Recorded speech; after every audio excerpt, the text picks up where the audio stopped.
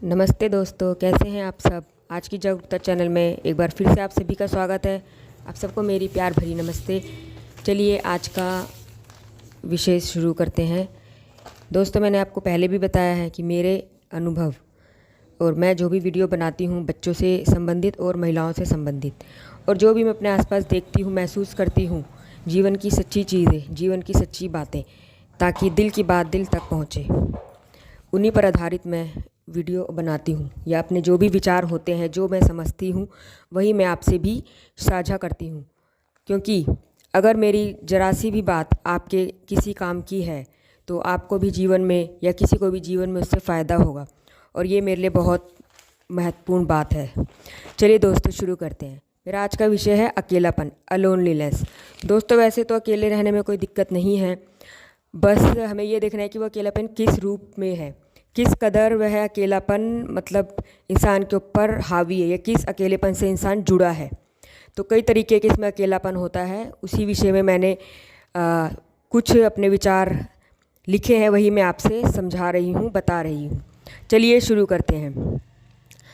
अकेलापन ये एक ऐसा शब्द है जो शायद ही किसी को पसंद आए। जिस शब्द को बोलने व सुनने से ही मन विचलित हो जाए, तो जो व्यक्ति अकेला होता है उस पर क्या बीतती होगी। वजह जो भी हो, सही या गलत, इंसान अकेला है या भीड़ में है। एक होता है भीड़ में भी अकेला, एक होता है अकेला है पर संतुष्ट है। तो अकेलेपन का सही मतलब हम समझेंगे तभी जीवन में संतुष्ट हो पाएंगे। चलिए आगे समझते हैं। वजह जो भी हो, सही अकेला व्यक्ति कैसा महसूस करता है। एक पल के लिए विचार करें, खुद को उसकी जगह रखकर तब महसूस करें, यकीनन जवाब मिलेगा। अकेला किस रूप में है व्यक्ति, सबसे ज़रूरी ये बात है। कभी खुद में ही रहने का मन करता है, ये भी एक तरीके का अकेलापन है।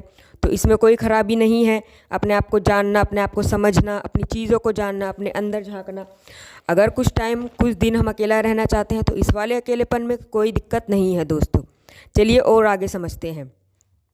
पर यही उचित रूप में, संतुलित रूप में अकेलापन हुआ। खुद को समझने, भीड़ से हटाकर जरा शांति में अकेले बैठने का मन हो, इस तरह का एकाकीपन, अकेलापन, अलोनलीनेस, यह तो ठीक है। परंतु इसके विपरीत यदि भीड़ में भी, अपनों में भी व्यक्ति को अकेले महसूस हो रहा है, तब स्थिति यकीनन डरावनी है, भयानक हो सकती है। एक अलग प्रकार का ही अकेलापन यह भी हुआ कि व्यक्ति आध्यात्म के मार्ग पर अग्रसर है, तब वह अकेला ही सुचारू रूप में संतुलित राह में आगे बढ़ेगा। तो ये तो बहुत अच्छी बात है। इससे घर का भी भला है, बाहर का भी, इंसान के अपना भी भला है। पर अब हम सामने वाले को कैसे अपनी बात समझाएं। लेकिन अगर हम समझा पाते हैं तो बहुत ही अच्छी बात है। चलिए आगे देखते हैं। आज के दौर में इन सबसे हटकर एक अजीब तरह का ही अकेलापन देखने को मिलता है। मतलब जीवन में यदि कुछ कारणवश कुछ ऐसा घटित हो जाए, तब समाज लोगों के डर से उस बात को ना तो निगलते बनता है, ना उगलते। और जिसके साथ वह दुर्घटना घटी है, वह व्यक्ति अंदर से कैसा अकेलापन महसूस करता होगा।